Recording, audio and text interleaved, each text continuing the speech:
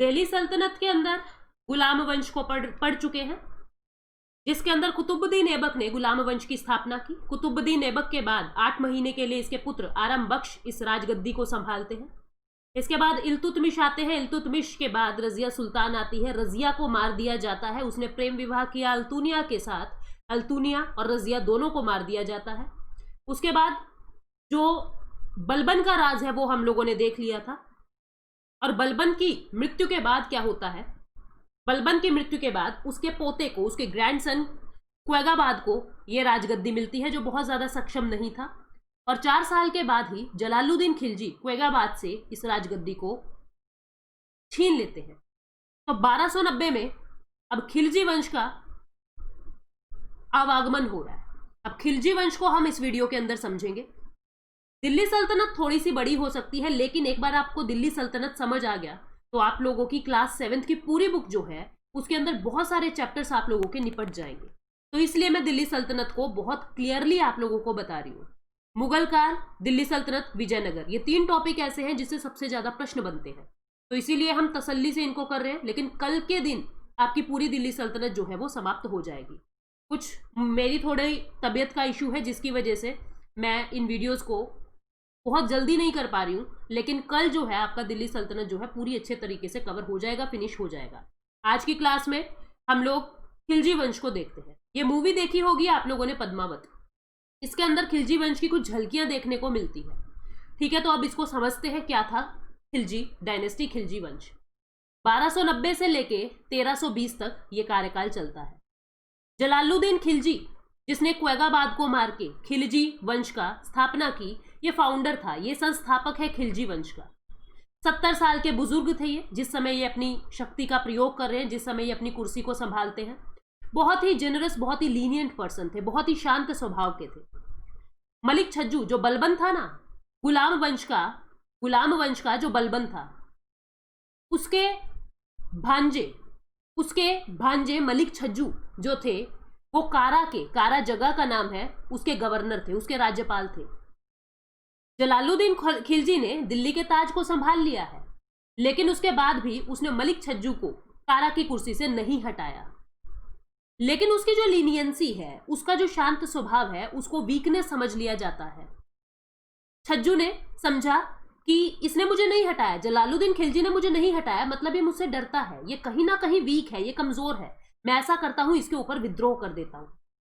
जलालुद्दीन खिलजी ने अब भी कुछ नहीं कहा छज्जू को, उसको वार्निंग देके उसको क्षमा कर दिया कि कोई बात नहीं, आगे से ऐसा गलती दोबारा मत करना। कुछ ठग, कुछ रोबर, कुछ डकैत आते थे अगर उसके राज्य में, तो उनको भी वो वार्निंग देके छोड़ देता था। 1292 में मलिक छज्जू ने दूसरी बार फिर अटैक किया कि मुझे वार्निंग देके छोड़ दिया था, मुझसे लड़ने की हिम्मत नहीं है, जलालुद्दीन बहुत कमजोर है, इसी वजह से मुझे यहां से नहीं हटा रहा। अब मलिक छज्जू ने दूसरी बार जलालुद्दीन खिलजी पे आक्रमण किया, लेकिन अब की बार जलालुद्दीन खिलजी ने क्या किया कि बस बहुत हो गया, अब मैं आपको राजगद्दी से हटा रहा हूं, और कारा का जो कुर्सी है, कारा की कुर्सी अलाउद्दीन खिलजी को दे दी, अपने दामाद अलाउद्दीन खिलजी को दे दी। जो मूवी थी पद्मावत, उसमें अलाउद्दीन खिलजी, ये जो आपने कैरेक्टर देखा था, ये अलाउद्दीन खिलजी, ये जलालुद्दीन खिलजी और ये रानी पद्मावत का रोल निभा रही है।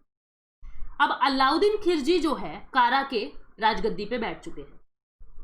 अलाउद्दीन खिलजी ने साउथ के अंदर जाके देवगिरी पे आक्रमण किया। देवगिरी को जीत के वापिस कारा जब पहुंचते हैं 1296 में, तो उनके जो ससुर हैं जलालुद्दीन खिलजी, वो वहां पे एक पार्टी करते हैं। अलाउद्दीन खिलजी थोड़ा अय्याश किस्म का आदमी है, मतलब कि ससुर की जो प्रॉपर्टी है, ससुर का जो पैसा है जलालुद्दीन खिलजी का, उसके ऊपर ही अपनी सारी शानो शौकत लुटा रहा है।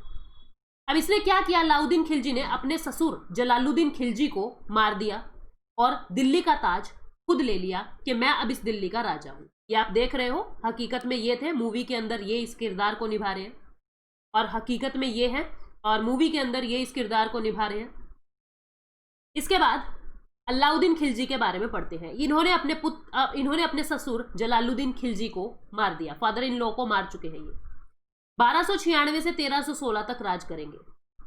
अब अलाउद्दीन खिलजी ने क्या किया, जो चालीसा लोग होते थे ना, जो आर्मी को संभालते थे, उनको बहुत सारे पैसे, बहुत सारे गिफ्ट्स देते थे कि ताकि वो मेरे से खुश रहे। और मेरा सहयोग करते रहे। यूं तो उनको बहुत सारे गिफ्ट्स भी दे रहे हैं, लेकिन जो नोबल, जो कार्यकर्ता अलाउद्दीन खिलजी की बात नहीं मान रहा है, उसको वो पनिशमेंट भी दे रहे थे।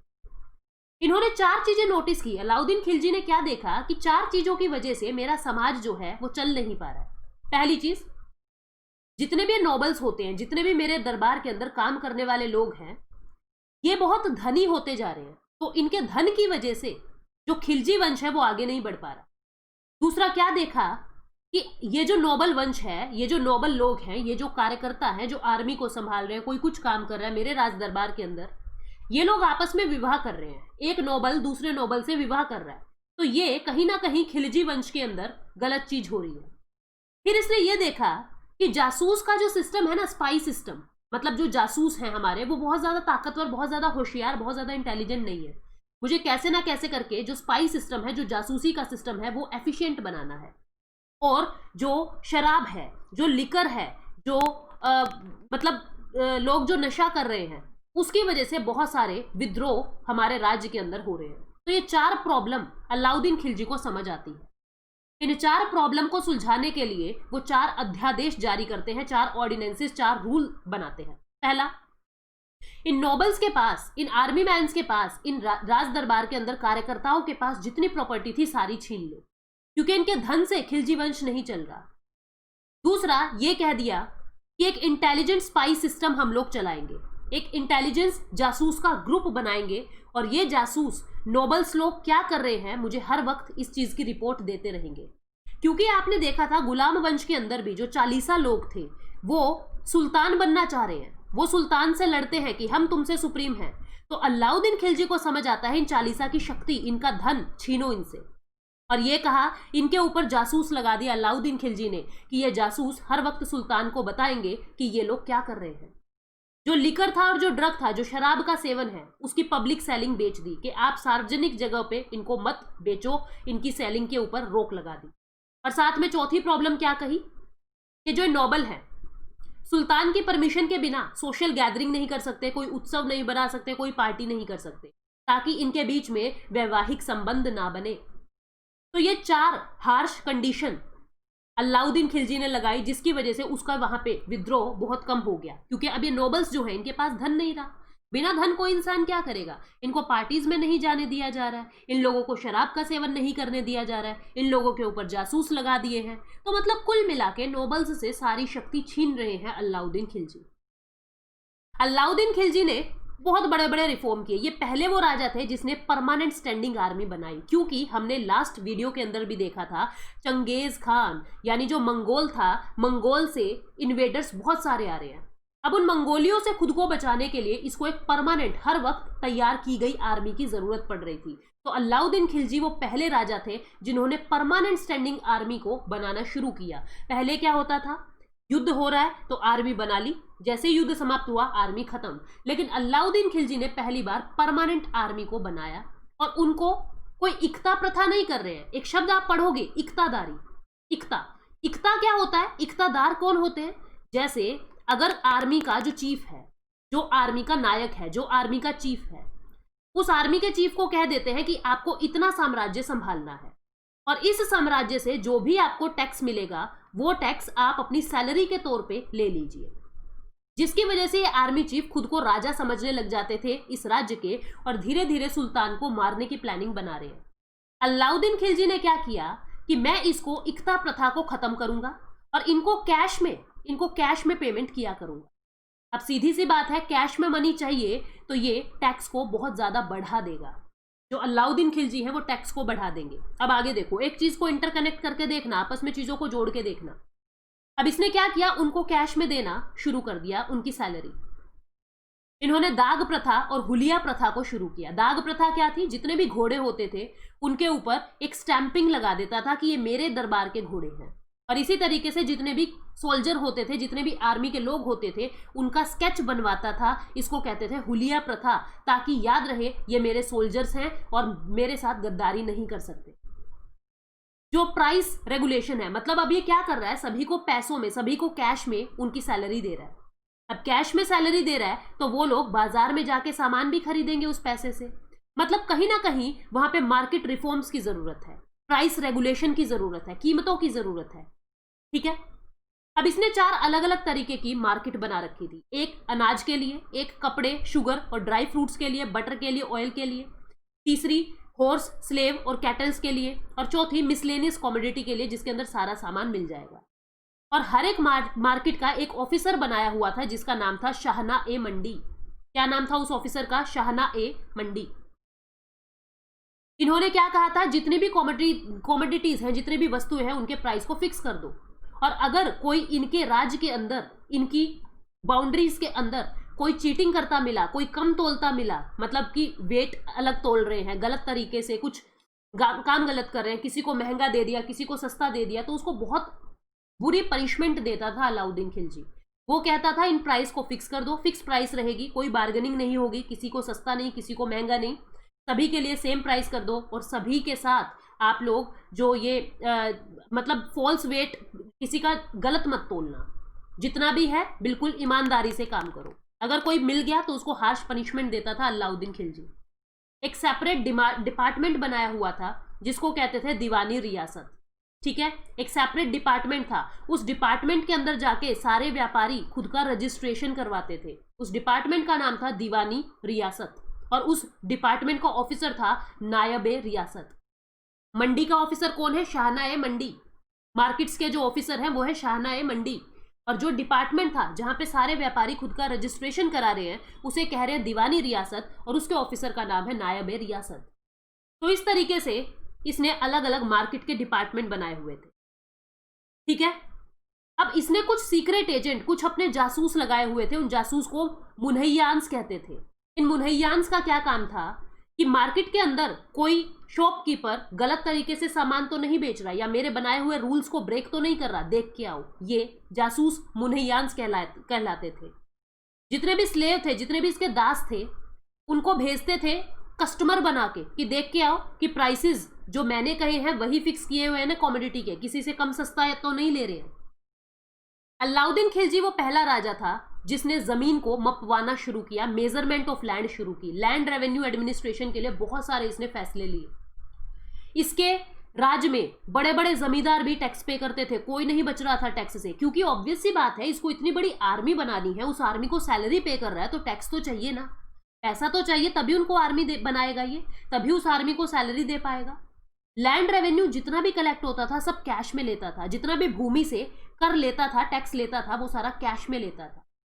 ठीक है, और सोल्जर्स को, जो भी सैनिक होते थे आर्मी के अंदर, उनको भी कैश में ही पैसे देता था। और यही लैंड रेवेन्यू प्रथा आप मुगल काल के अंदर शेरशाह सूरी और अकबर के दरबार में देखोगे। 6 बार इसने मंगोलों पे आक्रमण किया, बहुत सारे मंगोल इसने मार दिए। ठीक है, अब जैसे अपना ये भारत है, इस तरफ से इन दर्रों से इन पासिस से ये मंगोल्स लोग आ रहे थे, यानी उत्तर पश्चिम से ये मंगोल्स आ रहे थे। इसने क्या किया, इस उत्तर पश्चिमी दरवाजे की किलाबंदी करवा दी, इसकी किलाबंदी करवा दी, और यहाँ का आर्मी का सारा काम किसको सौंप दिया? गाजी मलिक को ये काम सौंप दिया कि इस उत्तर पश्चिमी भाग को तुम देखोगे, तुम्हारी रिस्पॉन्सिबिलिटी है। इस गाजी मलिक का नाम याद रखना। इसने गुजरात को अपने अंडर कर लिया, मेवाड़ को और दक्कन को अपने अंदर कर लिया, यानी दक्षिण भारत की तरफ भी इसका फैलाव हो चुका है। आप देखना चाहोगे कहां कहां अलाउद्दीन खिलजी फैला है, देखो पूरे भारत के अंदर, मुल्तान, दिल्ली, अवध, प्रयाग, बंगाल, चित्तौड़, दौलताबाद, वारंगल के अंदर, द्वारसा मुद्रा, गौर, यहाँ पे सब जगह, यहाँ पेशावर, मतलब सब जगह के अंदर अलाउद्दीन खिलजी का रोल है वो चल रहा है। यहाँ नीचे मदुरई तक पहुंच गया था ये, दक्षिण भारत में भी इसने अपना कब्जा कर लिया था। बहुत इंटेलिजेंट, बहुत ही ज्यादा, पढ़ाई नहीं की हुई थी इसने, लेकिन योद्धा था एक। ठीक है, गलत तरीकों से सही तरीकों से साम्राज्य फैला रहा था। अब आगे क्या होता है, इसने गुजरात को कैप्चर किया। इसने गुजरात को कैप्चर करने के लिए नुसरत खान और उलुग खान को भेजा। गुजरात का राजा और उसकी बेटी तो भाग गई इनके हाथों से, लेकिन रानी को पकड़ के दिल्ली ले आए, और यही गुजरात से ही उसको मलिक काफूर मिलता है। मलिक काफूर आपने मूवी में देखा भी होगा, जो एक नपुंसक होता है, इनंच होता है, उसको दिल्ली लेके आया जाता है, और बाद में ये मलिक काफूर देखा गया, ये बहुत ज्यादा ईमानदार आदमी है, बहुत ज्यादा सक्षम आदमी है, तो इसको मिलिट्री का कमांडर बना दिया, नायब बना दिया, आर्मी का चीफ बना दिया। इस मलिक काफूर ने अलाउद्दीन खिलजी के लिए बहुत बड़े बड़े साम्राज्य को जीता है। ठीक है, ये रणथंभौर में जाता है। अलाउद्दीन रणथंभौर के अंदर मार्च करके आता है। वहां की महिलाएं, जब यहाँ पे राजपूत रहते थे रणथंभौर में, वहां की महिलाओं को जब पता लगा कि रणथंभौर के ऊपर अब अलाउद्दीन का राज रहेगा, तो वहां की महिलाओं ने, राजपूत औरतों ने जोहार कर ली। जोहर आपको पता होगा, सेल्फ इमोलेशन, ग्रुप के अंदर महिलाएं खुद को जला लेती थी। फिर अगली बार ये चित्तौड़ में जाता है। चित्तौड़ में रानी पद्मिनी यानी पद्मावत बुक के अंदर जो जायसी ने लिखी है, उसके अंदर इनकी सारी खूबसूरती का जिक्र है। वहां पे रानी पद्मिनी को इसको लेने की इच्छा होती है, अलाउद्दीन खिलजी को, लेकिन ये भी एक राजपूत महिला है और ये भी जौहर के अंदर खुद को जला लेती है। अलाउद्दीन खिलजी ने दक्षिण भारत के अंदर भी खुद का राज किया और बहुत बड़ी बड़ी लड़ाइयां इन्होंने जीती। देवगिरी, काकातियाज यानी वारंगल, देवसमुद्रा, मदुरई, हर जगह इन्होंने अपना साम्राज्य फैला लिया और अलाउद्दीन खिलजी की मृत्यु हो जाती है 1316 के अंदर। इसके बाद कुछ नए सुल्तान बनते हैं, ठीक है, लेकिन वो बहुत ज्यादा सही नहीं रहे। ये अनपढ़ था, अलाउद्दीन खिलजी अनपढ़ था, इलिटरेट था, लेकिन फिर भी अमीर खुसरो और अमीर हसन जैसे कवि इसके राज दरबार में होते थे और ये उनको मानता था बहुत ज्यादा। इसने बहुत फेमस गेटवे अल्लाई का दरवाजा बनवाया और एक नई राजधानी सीरी नाम से इसने अपनी राजधानी बनाई। इसके बाद मुबारक शाह और खुसरो शाह इस राजगद्दी को संभालते हैं। गाजी मलिक जो कहाँ पे था, जो उत्तर पश्चिमी के अंदर खड़ा किया हुआ था, गाजी मलिक इस शाह को, खुसरो शाह को मार देता है। गाजी मलिक खुसरो शाह को मार देता है, ठीक है, और इस दिल्ली के ताज को खुद ले लेता है। और यही गाजी मलिक कौन है? गयासुद्दीन तुगलक है। इसने खुद को क्या नाम दिया? गयासुद्दीन तुगलक 1320 में। और इस तरीके से अब तुगलक वंश का राज चलेगा। हम लोगों ने गुलाम वंश, स्लेव डायनेस्टी पढ़ ली, हम लोगों ने खिलजी डायनेस्टी पढ़ ली, अब हम नेक्स्ट वीडियो में तुगलक डायनेस्टी पढ़ेंगे, ठीक है। सैयद डायनेस्टी में कुछ है नहीं ज्यादा, लोधी डायनेस्टी में भी कुछ नहीं है। इंपॉर्टेंट वाली अब जो नेक्स्ट है वो है तुगलक वंश। तो बने रहिए गाइस, कल के दिन आपकी पूरी दिल्ली सल्तनत खत्म हो जाएगी और लगभग 3 से 4 चैप्टर 7th क्लास के एक बार में ही कंप्लीट हो जाएंगे। बहुत इंपॉर्टेंट है आप लोगों के लिए, इसलिए थोड़ा समय लग रहा है, तो पेशेंस से इनको पढ़ते रहिए, एक एक बुक हम समाप्त करेंगे। Thank you so much, take care, bye bye. जिसने भी, एक और चीज मैं आपको बता दूं, जिसने भी इनकी PDF जिसको चाहिए वो UPSC with Payal Gupta, UPSC with Payal Gupta Telegram पे चैनल है, आप लोग इसको ज्वाइन कर सकते हो। यहाँ पे मैं PDF डाल दूंगी, ठीक है। तो thank you so much, take care.